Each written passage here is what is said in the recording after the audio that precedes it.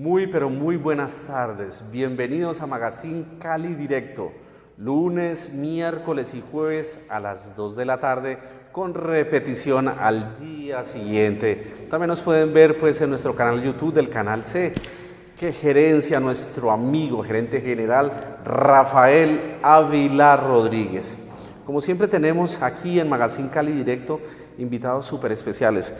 Y la verdad que el invitado de hoy me place mucho tenerlo aquí con ustedes. Una persona que conozco hace más de 10 años, un analista político, una persona que conoce del derecho internacional humanitario, de los derechos humanos, que ha conocido de cerca el conflicto armado de nuestro país, analista político de primer orden, no solamente a nivel local, a nivel regional, sino a nivel nacional. En la tarde de hoy estamos con Elmer Montaña. Él se define así en sus redes sociales y me voy a tomar el atrevimiento de leer lo que tenemos en las redes sociales para presentarles a esta persona, a este abogado, ex fiscal, que vamos a hablar muchos temas de trascendental importancia. Caleño, padre de familia, abogado santiaguiño, especialista en derecho internacional humanitario y cultura de paz, derecho administrativo. Adicionalmente fue fiscal, profesor universitario, asesor y consultor, defensor de derechos humanos y director ejecutivo de la defensa de inocentes. Bienvenido a Elmer Montaña a Magazine Cali Directo.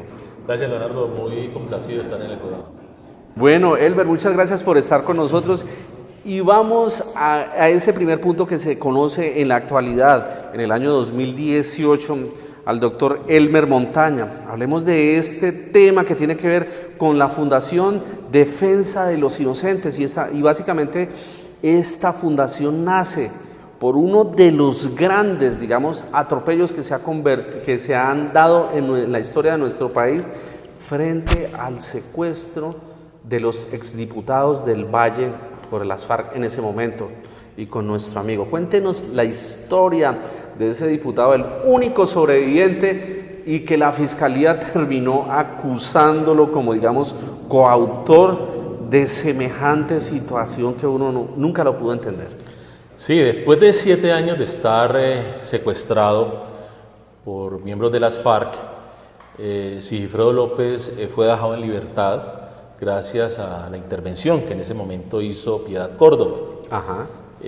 A los pocos meses, la Fiscalía General de la Nación inició en contra de Sigifredo una investigación de carácter penal con fundamento en un video que encontraron en el computador de Alfonso Cano, en el que se mostraba la forma como se había llevado a cabo la toma de la Asamblea Departamental. El edificio de San Luis. Exacto. Con fundamento en ese video se dijo que la persona que aparecía ahí dando instrucciones para que los guerrilleros secuestraran a los diputados era Sigifredo López. Todos recordamos ese famoso video que estuvo siendo promovido de manera incansable por RCN Televisión. Y es la verdad. A Sigifredo se le capturó. Se inició una investigación que duró aproximadamente 5 meses.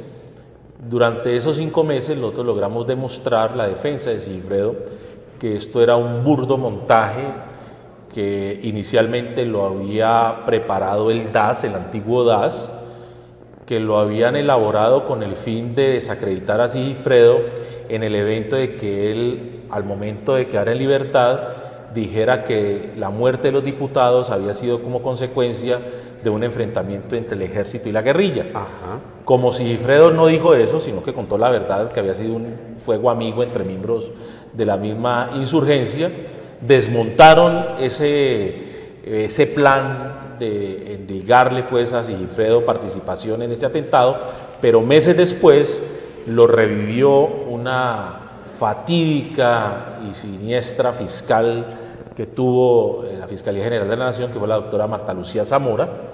Ella en connivencia con el director de la Dijín de aquel entonces, retomaron esos falsos testigos con los que se había preparado el montaje en contra de Sigifredo, tomaron ese video y pues dispusieron finalmente la Fiscalía de la captura de Sigifredo López. Aquí hay una cosa muy importante que de pronto la opinión pública no conoce, es que en el momento en que se libró la orden de captura contra Sigifredo, ya la Fiscalía General de la Nación sabía, la doctora Marta Lucía Zamora sabía que el hombre que aparecía en ese video no era Sigifredo, que era alias JJ. Eso está documentado, están las declaraciones, el testimonio de una investigadora del CTI, Margarita María Marín, quien manifestó a unos investigadores que ellos en ese primer momento vieron la totalidad del video, y el cual tenía una segunda parte donde aparecía este guerrillero JJ dando las instrucciones, a un grupo de insurgentes, y era evidente pues de que no se trataba de Sigifredo. De todas maneras continuaron con ese falso positivo judicial. Sigifredo fue privado de la libertad. Finalmente, ¿cuánto tiempo le dura, digamos, esta viacrucis a Sigifredo López, político oriundo del municipio de Pradera, docente santiaguiño de la Universidad de Santiago de Cali, con un recorrido, digamos, bastante importante en el ámbito de la política por el Partido Liberal, tengo entendido, en esa época? Bueno, digamos que el proceso penal duró 5 meses. Ajá. Alrededor de 5 meses. A los 5 meses la Fiscalía tuvo que reconocer que ha cometido una injusticia.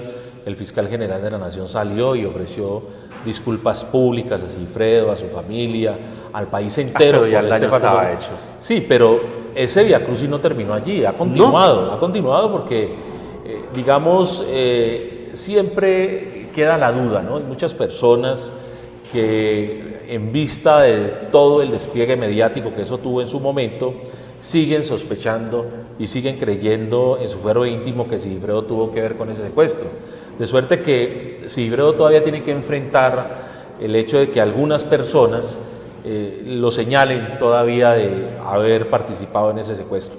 Es algo con lo que Sigifredo y todas las víctimas de falsos positivos judiciales tienen que cargar a lo largo de su vida. De su vida. De todas maneras, pese a que la misma Fiscalía haya ofrecido las disculpas, de todas formas el daño moral, el daño también profesional, pero también el daño político a una carrera que él hubiese podido continuar o quiera continuar, ahí está hecho. De hecho, cuando Sigifredo se lanzó como candidato a la alcaldía de Cali, la campaña de los opositores estuvo centrada en revivir ese asunto y en mostrar de que él tenía que ver con el secuestro de los diputados. Cuando hizo la campaña para el Senado, después de que quedó en libertad, manejaron en contra de él de manera soterrada, pero lo hicieron sus enemigos políticos, pues esos dichos, y comenzaron a poner en circulación de nuevo la versión de que él sí tenía que ver con el secuestro. Sigifredo en algún momento planteó una metáfora que yo creo que ilustra lo que le sucede a estas víctimas, a las víctimas de esos falsos positivos. Él decía: a mí me pasó lo que a un pollo cuando lo despluman. Traten de ponerle después las plumas a ver cómo queda. Eso fue lo que pasó con Sigifredo. O sea, lo desplumó la Fiscalía, lo injurió, lo sometió al escarnio, no solamente público en el país, sino a nivel mundial.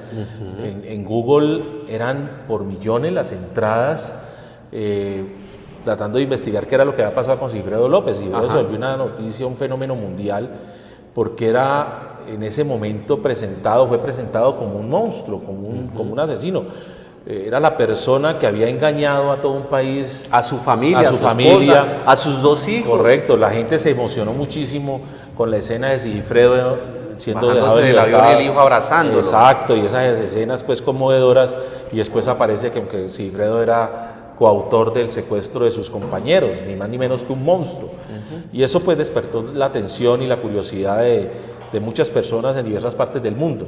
Ya después, cuando Sigifredo quedó en libertad y el fiscal ofreció disculpas, ya la curiosidad no era tanta, y el despliegue mediático no fue ni siquiera pues ni una décima parte ni una falta, palidecía obviamente frente a lo que fue la cobertura informativa que tuvo el hecho mismo de la captura de Sigifredo. Bueno, Elmer Montaña, en ese sentido aparece toda la historia que usted nos ha comentado pues de manera asertiva. Nace la Fundación defensa de los inocentes. Usted, ya que está metido en este ámbito de los falsos positivos judiciales, no hablando desde el punto de vista político, sino como una realidad del sistema judicial nuestro, ¿qué se encuentra allí? ¿Cuál es la verdadera realidad de muchas personas que son acusadas de cantidad de monstruosidades?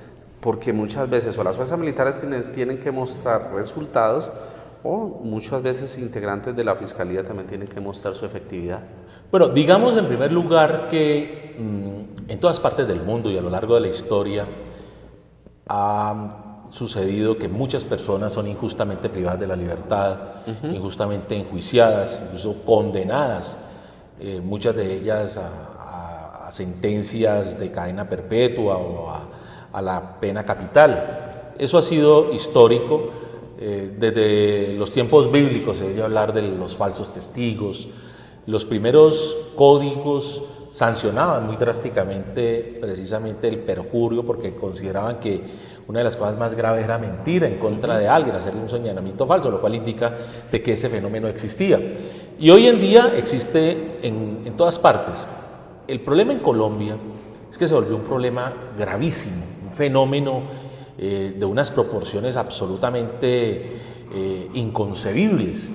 Nosotros vemos personas privadas de la libertad, injustamente señaladas de ser guerrilleros, otros injustamente señalados de ser paramilitares, otros injustamente señalados de haber cometido masacres siendo miembros de la fuerza pública, de manera que, o personas común y corriente. Lo que nos está mostrando es esa enorme cantidad de víctimas de esos falsos positivos o de esos procesos judiciales artificiosamente montados, es que tenemos un sistema judicial supremamente frágil, una justicia fácilmente manipulable, una justicia instrumentalizable.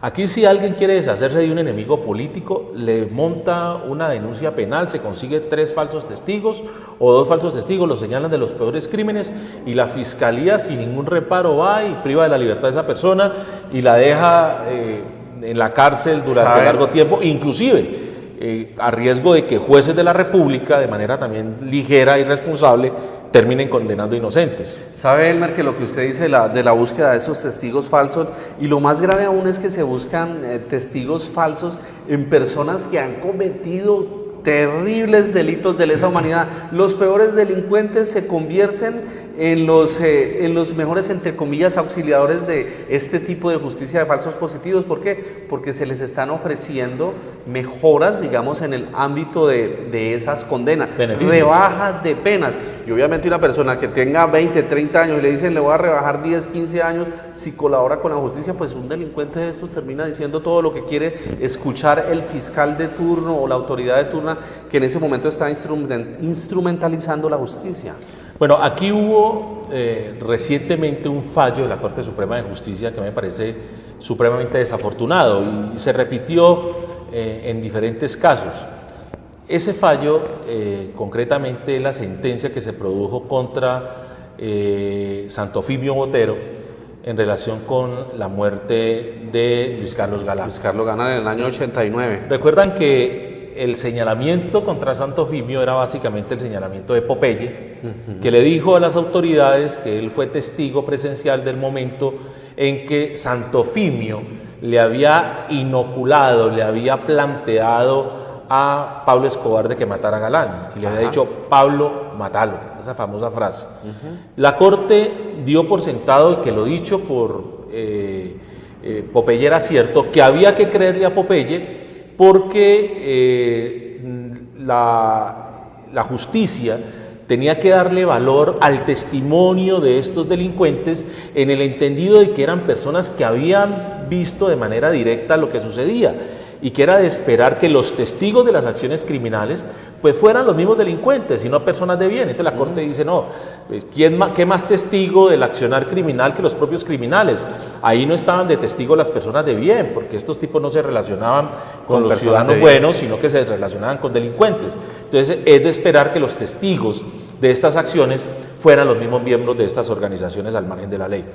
Entonces eso se interpretó como el hecho de que todo lo que dijeran los delincuentes había que creerlo sin beneficio de inventario. Es decir, sin hacer un estudio de verificación de ese testimonio con fundamento en el resto de pruebas que pudieran existir, es decir, de constatar o de confrontar o contrastar esas manifestaciones con otros elementos de prueba. No, se les comenzó a dar valor en sí mismas.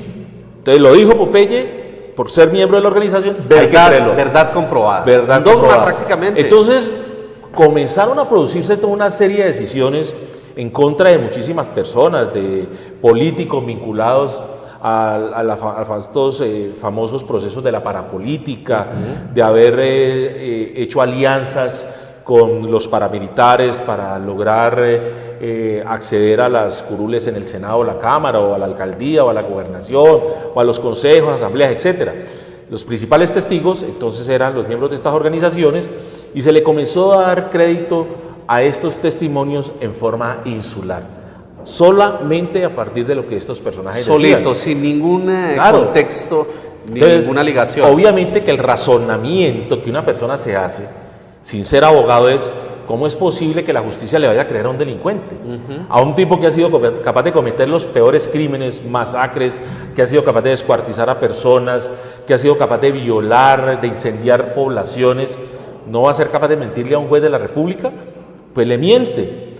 Pero esa fue, digamos, la gran jurisprudencia, que a mi parecer, con todo respeto lo digo, supremamente equivocada, de darle fe, de darle plena credibilidad a estos testimonios, que hizo que se le abriera la puerta a estos falsos positivos. Entonces encontramos a paramilitares que llamaban al alcalde o al gobernador o al exgobernador y le decían: hombre, mire, va a ir alguien por una plata, necesitamos para la organización tanto, o si no, lo metemos en el baile. Decimos que usted tuvo que ver en el cuento. Muchos pagaron para que no los metieran, otros no pagaron y los metieron en el baile, y por ese mismo lado hubo militares, hubo miembros de la fuerza pública que persiguieron a los paramilitares, y que después los paramilitares, en venganza, en retaliación, comenzaron a declarar en Justicia y Paz, diciendo que estos miembros de la fuerza pública, que habían hecho una labor respetable, que habían cumplido con su deber, habían sido socios de ellos, y terminaron muchos de ellos en la cárcel. De manera que eso demuestra una enorme debilidad del sistema judicial, una ingenuidad, por no decirlo menos, de la Corte Suprema de Justicia al valorar esta prueba testimonial, y por supuesto una equivocación enorme al darle valor a estos testimonios sin someterlos al proceso de contrastación, de confrontación, de verificación al que debe someterse cualquier testimonio en cualquier proceso.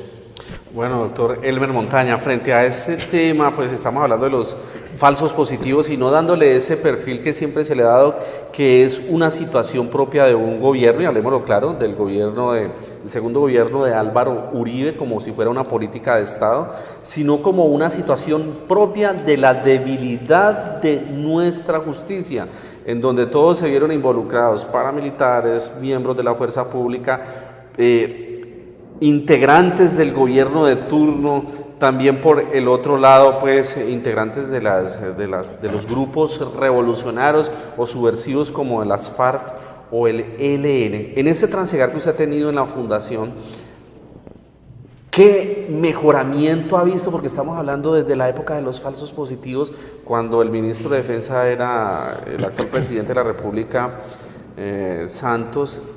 ¿Qué ha podido usted hacer? ¿Qué ha visto que se haya mejorado con el trabajo que usted hace a través de la fundación y la denuncia, digamos, de estas situaciones que no son tan buenas para el correcto desempeño del aparato judicial colombiano? Bueno, yo debo confesarte algo, Leonardo. Yo realmente soy pesimista. Yo no he visto que el sistema judicial colombiano haya mejorado. Todo lo contrario, lo que veo es que avanza cada vez a pasos agigantados hacia una crisis que se hace profunda, hacia una crisis que por supuesto delegitima no solamente la justicia en Colombia, sino que debilita enormemente nuestra democracia. Y lo digo no solamente porque el fenómeno de los falsos positivos sigue vigente, porque todavía existe esa posibilidad de que a las personas les monten estos procesos penales. Ahora inclusive simplemente por revanchas de carácter político o por querer sacar del escenario político a una determinada persona. Yo no puedo dar nombres, pero le quiero decir algo. Estoy asesorando a algunos políticos de cierta importancia que están hoy de candidatos al Congreso de la República. Ajá. Y estoy horrorizado de ver cómo les han venido montando procesos penales e investigaciones con falsos testigos o sobredimensionando con base en rumores o sobredimensionando cierto tipo de comportamientos de ellos con el único fin de formularles imputación y sacarlos de la escena política, de desacreditarlos. Fiscales, lo tengo que decir, fiscales que se prestan para ese juego, que van y de manera irresponsable acuden ante un juez de la República para imputarle a este político o a estos políticos cargos inexistentes, con independencia de que mañana no puedan soportar o no puedan sustentar o no puedan respaldar eso en una acusación ante un juez de conocimiento. Pero lo hacen porque están al servicio de determinado interés político, de manera que ese fenómeno continúa. Pero además de eso, el problema de la corrupción.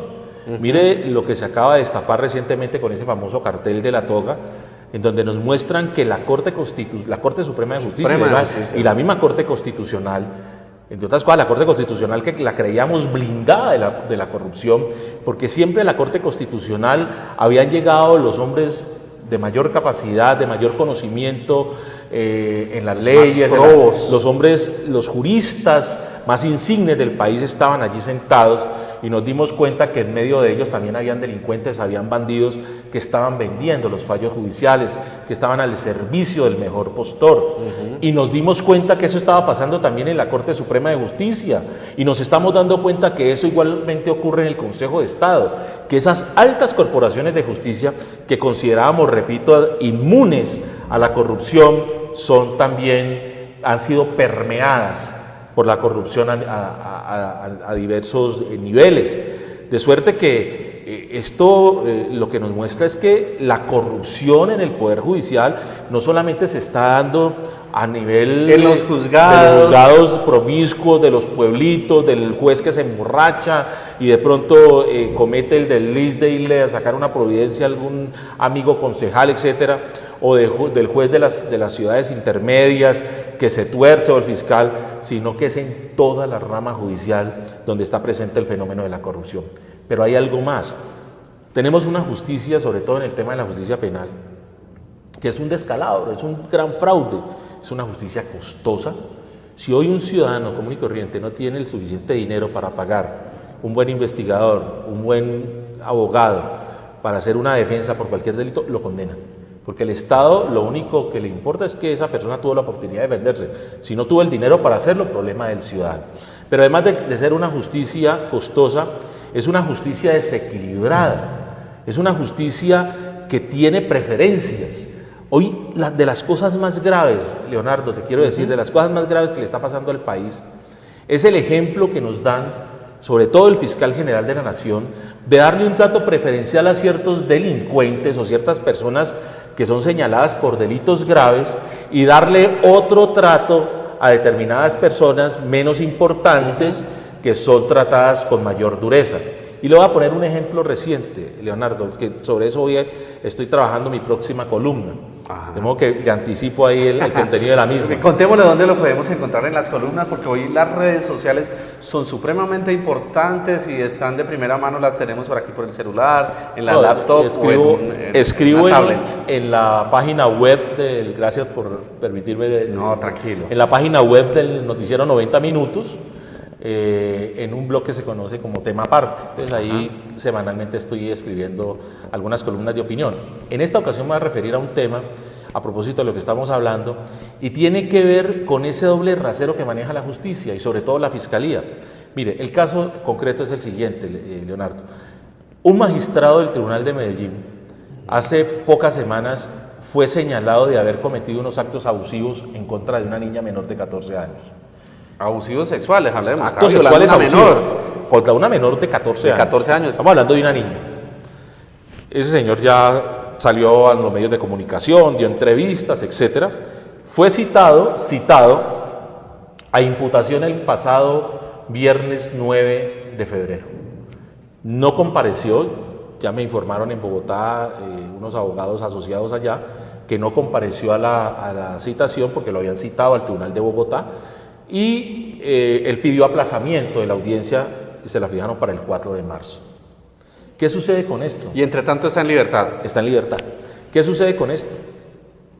Que en los delitos sexuales, la regla de oro es que toda persona que va a ser imputada por un delito de esta naturaleza es privada de la libertad por la Fiscalía General de la Nación. ¿Y a él por qué no? ¿Por qué no lo privan de la libertad a él?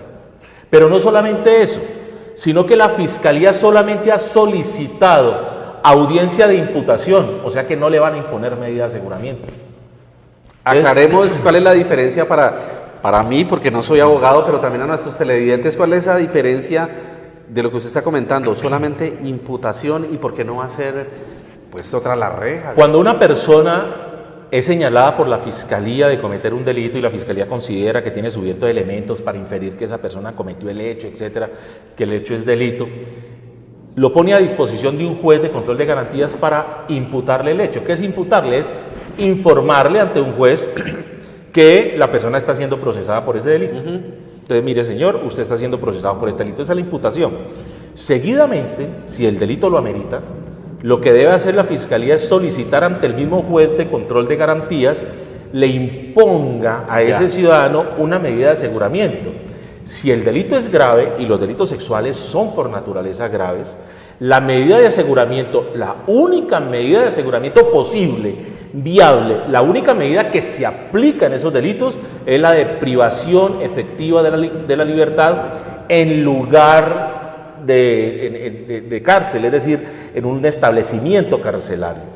No hay posibilidad de detención domiciliaria, no hay posibilidad de libertad de ninguna especie. Así lo dice la Ley de Infancia y Adolescencia cuando de manera expresa señala que las personas señaladas de cometer delitos contra menores, contra los niños, contra las niñas, no podrán ser objeto de ningún beneficio. Entonces, cualquier ciudadano que sea imputado o sea señalado de cometer un delito sexual contra un menor de 14 años, debe ser inmediatamente puesto a disposición de la fiscalía, del juez para imputarle. Pero además de eso, inmediatamente tienen que solicitar privación de la libertad. Pues resulta que este señor, a este magistrado, por ser quien es, solamente le van a imputar, primero lo citan, cuando lo que se dice es, en estos casos lo que se acostumbra con el resto de ciudadanos es que lo privan de la libertad para ponerlo a disposición del juez. No, aquí le envían la invitación de cortesía para que acuda. Y no solamente eso, sino que simplemente le van a imputar, no le van a imponer medida de aseguramiento. Entonces lo que ve uno es un tratamiento diferencial. ¿No se supone, Elmer, que la justicia debe medir con el mismo rasero? A todos. Que la justicia debe ser igual para el de Ruana y Alpargatas, sí, señor, que al de Sacoleva. Eso, digamos, eso es lo que le enseñan a uno en la universidad. Eso es lo que el ciudadano cree. A mí me preguntaban en estos días, ¿cuál cree usted o cuál considera usted que debe ser el primer punto que debe reformarse en la justicia colombiana? ¿Cuál es la primera reforma? La primera reforma que debe introducirse en Colombia es que haya una norma que diga que la igualdad ante la justicia debe aplicarse. En Colombia no se aplica. En Colombia no hay el mismo rasero para todo el mundo. A uno le dan casa por cárcel, entonces y a este señor podría ir a Villanueva. ¿Cómo es posible que este señor vaya a la diligencia de imputación y después se pueda ir para su casa o pueda seguir despachando en el tribunal? Es un peligro para otras menores de edad. Y es un peligro para la misma víctima. Además, es un mal ejemplo que le está dando a la sociedad. Ese señor, por ser magistrado, incluso merece un mayor grado de reprochabilidad. Porque tiene el conocimiento, tiene la capacidad, exacto, el estudio. Porque sabía lo que estaba haciendo y la gravedad del hecho. Entonces, listo. Mire el caso, por ejemplo, de... Espéreme, don Elmer, para que sigamos ahorita, porque ya mi productor, y saludos para mi productor allá detrás de cámaras, Edison Yanter, me está pidiendo un pequeñito espacio de comerciales. Hágale, Edison, pues a los comerciales y ya regresamos con el doctor Elmer Montaña para seguir hablando de estos temas de la justicia, pero también para seguir hablando de otros temas que están dentro de la agenda, digamos, del conocimiento, que tiene que ver con el feminicidio. También hablemos un poquito de este futuro político que se nos avecina ahorita el 11 de marzo, que tiene que ver también con las elecciones presidenciales en la segunda semana de mayo. Hágale adelante, Edinson, pues. En momentos de relax.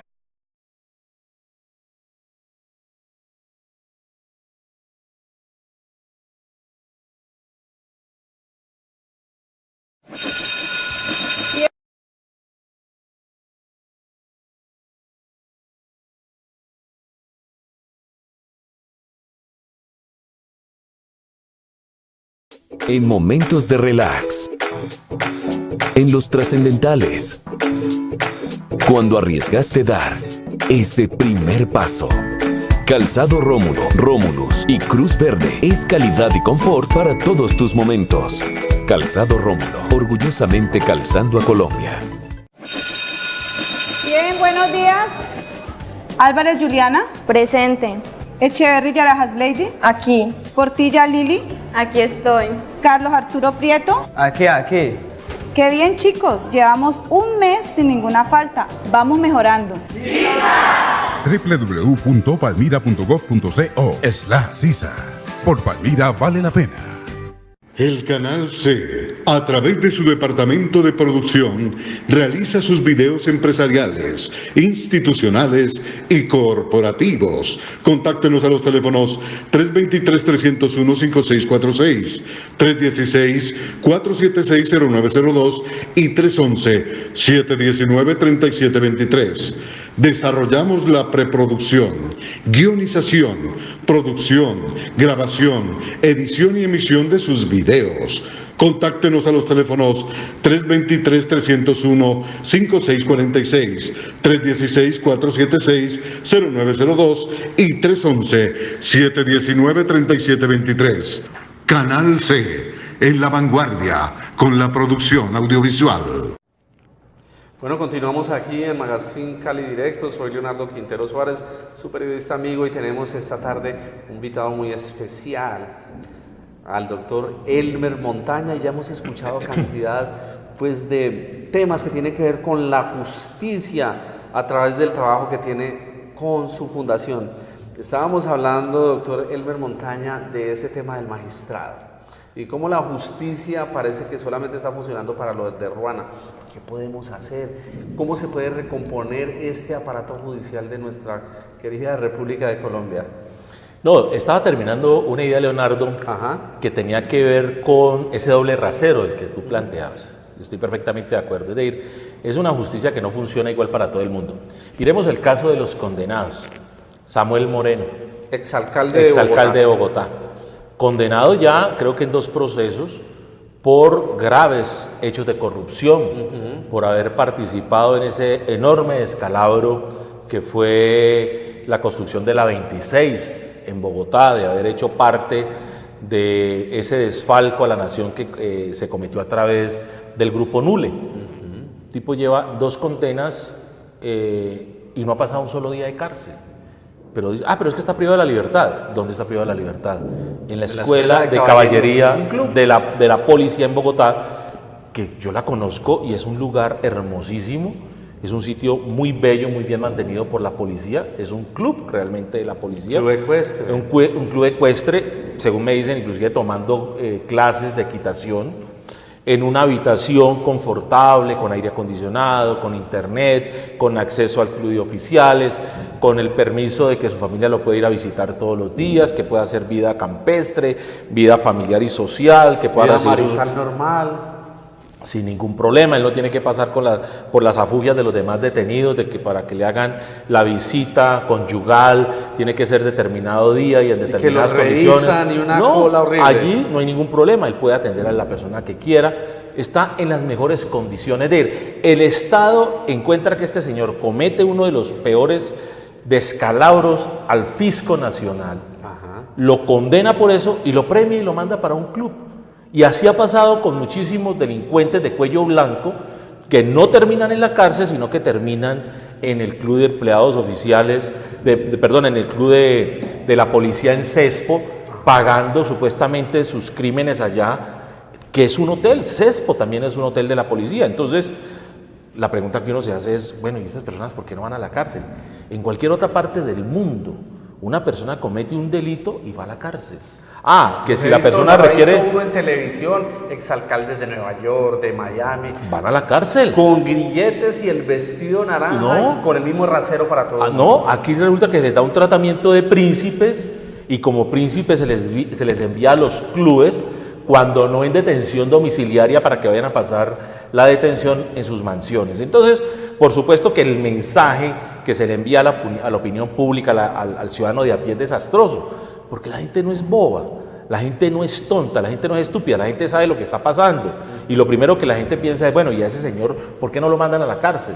O sea, aquí cuando se comete un delito hay que cometer un delito en grande. Si usted lo comete, entre más grande el delito, mayores los beneficios que le va a dar el Estado.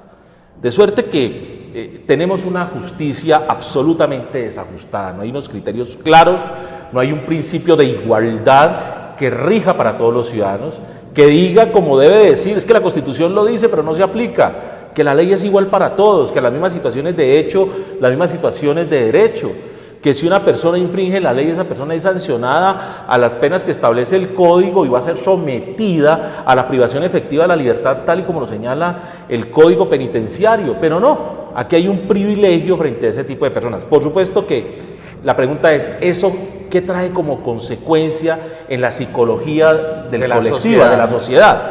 Pues un irrespeto frente a la ley, una falta de credibilidad a la ley. La gente entiende que la ley está hecha para los de Ruana, que la ley está hecha para el más débil, que la ley está hecha para el pendejo, para el que se deja coger, que la ley no es para ser respetada, que aquí tenemos inclusive ciudadanos que se posan por encima de la ley. Yo recuerdo cuando Álvaro Uribe, ahora me decir que me salió el antiuribismo, pero yo recuerdo cuando Álvaro Uribe lo citaron en la fiscalía en algún momento a rendir una declaración, el tipo fue y llevó los medios de comunicación, no solamente no rindió la declaración, sino que llamó a un embolador que había allá, yo nunca lo había visto en el búnker de la fiscalía, no sé si lo habían llevado Allá en Bogotá. En Bogotá, y se hizo embolar los zapatos allá en la fiscalía, de decir, esto es lo que a mí me importa, esto es lo que representa para mí la ley. Y puso los pies y mientras lo embolaba este señor, el mensaje que le estaba enviando a la sociedad es subliminal y de semiótica. Para eso esto es lo que vale la justicia para mí.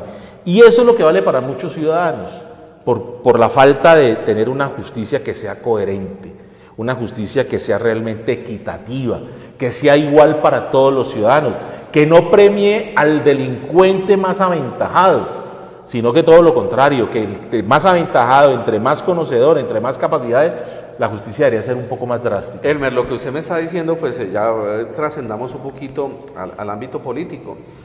Y acuérdese la semana pasada, y pues de todas maneras quiero conocer su análisis frente a ese tema, lo que pasó con Timochenko en Armenia, en Pereira, aquí en Cali, en el municipio de Yumbo. No debe ser que no estamos aprendiendo de nuestros propios errores y estamos repitiendo, obviamente tras la búsqueda de un proceso de paz, esa misma sensación que tiene la sociedad, y por eso han sido los abucheos. Claro que mucha gente habla del hecho que fue todo un montaje orquestado por integrantes del Centro Democrático, esos abucheos, que la gente siente que con esta justicia especial de paz, una persona que ni siquiera ha pasado por la justicia especial de paz, que no va a tener un solo día de cárcel tras las rejas, después de más de 19 procesos en contra y 440 años de cárcel, que se pueda presentar a unas elecciones presidenciales. ¿No será que seguimos repitiendo desde diversos aspectos políticos los mismos errores y la gente siente esa sensación de injusticia? Pero hay que reconocer que a muchísimas personas les incomoda, a otras inclusive les repugna que estos miembros de las FARC no vayan a estar efectivamente privados de la libertad en una cárcel.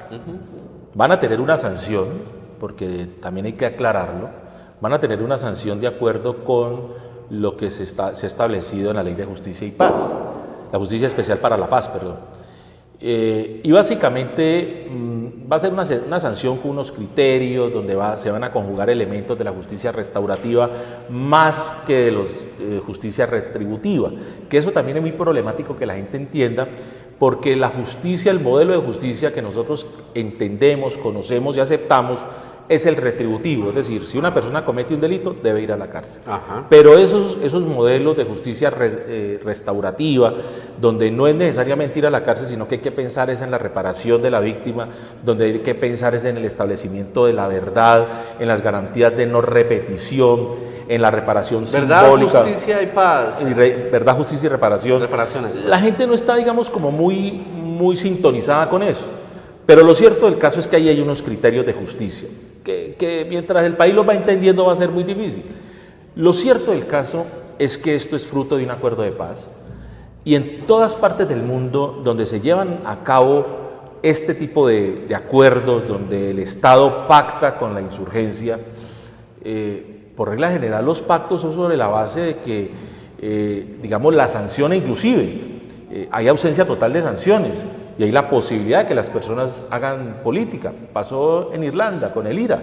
Recuerden ustedes, después los miembros del IRA hicieron parte del gobierno irlandés. Bombas en Londres, correcto, en Belfast. Y con todo, pues, la imagen de Margaret Thatcher, inflexible, la duro dama de contra hierro, la de los dama de años hierro 80. de los años 80. Termina el IRA siendo un proceso de paz con el gobierno británico, y como consecuencia de eso, los miembros de los grupos terroristas que habían en el IRA, Irish Republic el IRA. Army, o sea, el ejército republicano irlandés, republicano. El ejército republicano irlandés, los miembros de esa organización terminaron haciendo parte del gobierno. Entonces, y no fueron a la cárcel, del Parlamento, y no fueron a la cárcel. Y digamos, en unas condiciones, digamos, que se aceptaron en su momento. Ahora no estamos en las mismas circunstancias, ahora se está hablando por lo menos de un mínimo de sanción, que eso es lo que estamos, digamos, esperando a ver qué es lo que sucede. Pero bueno, aceptemos en gracia de discusión, porque hay que aceptarlo, de que la gente no le parece bien eso, que mucha gente le da piedra que no vayan a la cárcel. ¿Cómo así? Que después de todo lo que hicieron, otros creemos que con tal de que nos sigan disparando, que no haya más muertos, que no haya más policías asesinados, más soldados asesinados, más campesinos asesinados, inclusive más guerrilleros muertos, pues ese es un costo que tenemos que pagar, y paguémoslo bien, y que si vuelven a delinquir los metan a la cárcel. Elmer, y ahorita, bueno, ya... Pues, pero usted me estaba preguntando por lo que pasó en Jumbo y lo que pasó con Timochenko. En Timochenko, Jumbo, digamos, Pereira. aceptemos que así hay gente indignada por eso, y que hay gente dispuesta en cualquier escenario a gritarles que son unos asesinos y que deberían ir a la cárcel. Pero no podemos ser tan ingenuos, Leonardo, de pasar por alto que lo que sucedió en Cali fue una cuestión muy bien orquestada. Las dos orillas publicó unos chats en donde aparece aquí un candidato, dos candidatos, el candidato al Senado, Cristian Garcés, y el candidato a la Asamblea a la Cámara por parte del Centro Democrático, chateando con los organizadores de esa trifulca que le armaron, y montando allí la mise en scène de lo que iba a ser ese acto de rechazo a la presencia de Timochenko. Es decir, eso le quita toda espontaneidad. La sede de Cristian Garcés además queda por ahí cerca. Bueno, entonces eso no era un acto espontáneo, ni fue un acto de las víctimas. Y una cosa que a mí me generó cierta antipatía, y fue ver a Cristian Garcés, que lo he visto manejando todo un discurso de la moral y la ética. También estuvo el de la Fundación Nueva Esperanza, es que exacto, no me acuerdo el nombre de él. Aliado. ¿Cómo es que se llama el de la Fundación? Con Gustavo Muñoz. Gustavo Muñoz de Popayán, él es de Popayán. Exacto. Creo que es nieto de un expresidente de la República. No creo. Ese Gustavo Muñoz aliado, amancebado con Cristian Garcés y con el candidato a la Cámara de Representantes, para hacerle ese montaje a Timochenko. ¿Y lo de Jumbo? Lo de Jumbo no sé realmente qué haya pasado. Más fuerte, fue más fuerte, fue una cuestión. Pero yo estoy hablando de lo de Cali. Lo de Cali me parece absolutamente detestable. ¿Cómo es posible que este señor Gustavo Muñoz, condenado por hacer parte del cartel de falsos testigos, porque fue condenado, un delincuente, porque Gustavo Muñoz es un delincuente, es un bandido, es un reo de la justicia colombiana, fue sentenciado y condenado, fue artífice también de falsos testigos en el caso de Sigifredo López, de Luis Fernando Velasco? El tipo está metido en cualquier cantidad de hechos pavorosos relacionados con falsos testigos, y aparece pues a Dalit de la moral, hablando de la moral pública, rechazando la presencia de los guerrilleros a nombre de las víctimas de las FARC, aliado con los miembros del Centro Democrático. Entonces eso le quita espontaneidad, le quita eso sinceridad al acto, le quita a ese tipo de acciones lo que deben tener en términos de transparencia. Si fueran las víctimas, realmente las víctimas que enojadas salen y cuestionan, que tienen todo su derecho de hacerlo, está bien. Pero cuando se trata ya de montajes políticos, de organizaciones que están en pugna allí, que quieren obtener dividendos electorales. Digamos, Elmer, para digamos no ser tan radicales en el tema, que en el rechazo a Timochenko, diría yo, pues, se conjugan ambos elementos, manifestaciones, digamos, orquestadas y organizadas por y espontáneas. Y espontáneas, sí, porque mucha gente siente... Y yo te quiero decir una cosa, Leonardo. Ese tipo de situaciones. Yo no voy a estar nunca en un acto de las FARC, no me interesa. Yo no comulgo con la ideología de las FARC. Yo fui amenazado y estuve un año escoltado porque me iban a matar miembros de las FARC. Ajá. O sea, yo sé lo que vivir en carne propia una amenaza de las FARC, y amigos que me han dicho, estos señores dijeron que te iban a matar y te van a matar en cualquier momento, te van a matar dentro de 8, 15 o 20 días. Yo no soy amigo, no soy afecto a las FARC. Creo que las FARC ojalá desaparezcan del escenario político. Ya desaparecieron como grupo y que, desaparezcan de la política, y que se dediquen a otra cosa. Es decir, a mí no me gustan las FARC, pero se hizo un acuerdo de paz con ellos y hay que respetarlo. Y el Estado tiene como la demócrata obligación de proteger a los integrantes, exacto, de esa organización. Y como demócrata, organización guerrillera y ahorita una, correcto, organización política. Y como demócrata, digo, si esas fueron las reglas de juego que se pactaron, eso hay que respetarlo. Si las reglas de juego era que estos señores se les iba a permitir hacer política, pues hay que permitirles. Y yo los prefiero haciendo política que echando bala, toda la vida.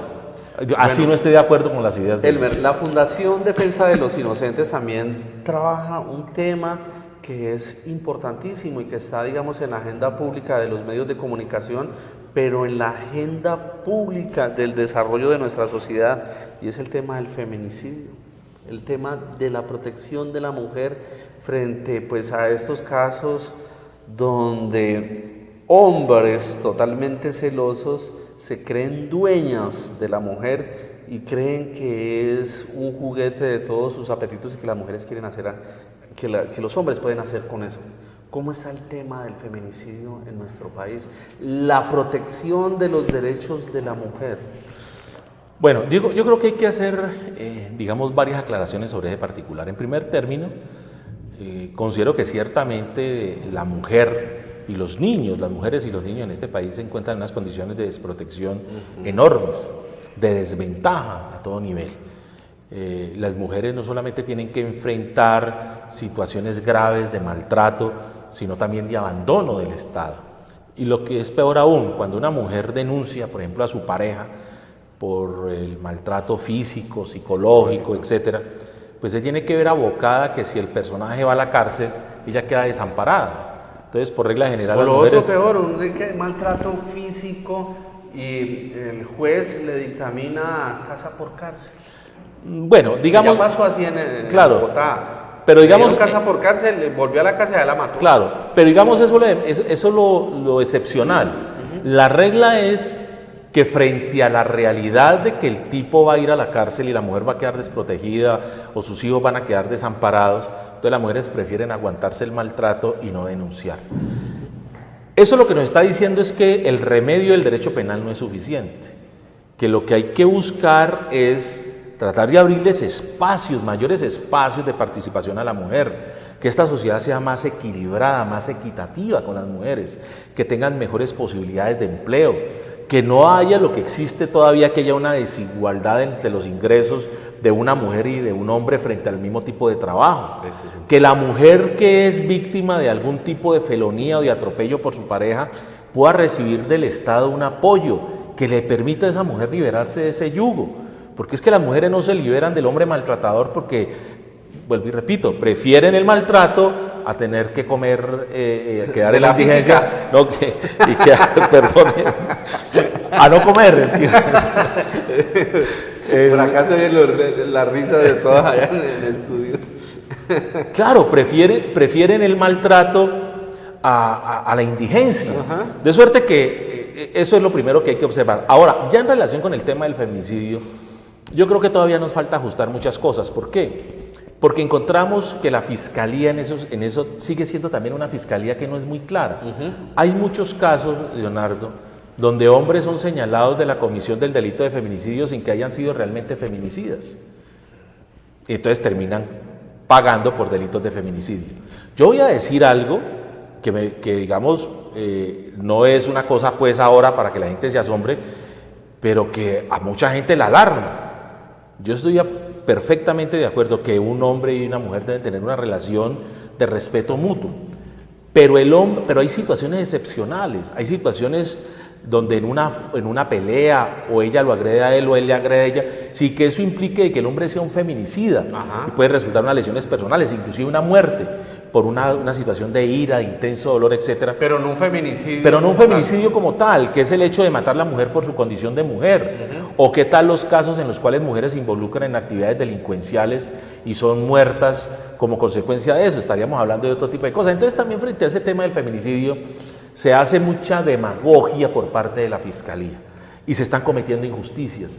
Injusticias porque impiden inclusive que personas puedan responder ante la ley por la comisión de delitos graves cometidos contra mujeres, pues puedan llevar a cabo acuerdos. Si hoy una persona es señalada de un feminicidio, lo único que le espera son las altísimas penas consagradas en el Código Penal. Y de la sanción social. Elmer, ya se nos acaba el tiempo. De verdad que ha sido bastante interesante esta conversación con usted. Unas palabras finales, si quieran conocer la Fundación Defensa de los Inocentes, ¿dónde lo pueden localizar ustedes? Pueden hablar con usted y hablar de estos temas hacer defensa de inocentes, pues. Nosotros seguimos, obviamente, en el trabajo, defender personas inocentes en la medida de nuestras posibilidades. Te quiero decir que no estamos recibiendo ningún aporte del Estado, ni aspiramos a eso. Trabajamos pro bono en los casos que estamos llevando a cabo, muchos de ellos. Pero igual las personas que quieran contactarse con nosotros, hay una página web de la Fundación Defensa de Inocentes. Está mi correo electrónico, no sé si lo pueda dar a conocer. Tranquilo. Elmermontana, sin h, elmermontana@gmail.com. Y lo buscan por las redes sociales. En las redes sociales. De los Inocentes. Sí. Buscas por Google Defensa de los Inocentes, sí, y ahí van llegando, pues, para poder defender a los inocentes. Elmer, muchísimas gracias. Muchas gracias, Leonardo. Magazine Cali Directo. Gracias. Muy amable a los televidentes. Televidentes, una excelente entrevista con el doctor Elmer Montaña. En la próxima semana continuaremos aquí en Magazine Cali Directo, en directo, con muchos más invitados especiales como tenemos todas las tardes, en repetición al otro día. Su amigo Leonardo Quintero Suárez, periodista, se despide de ustedes en esta tarde.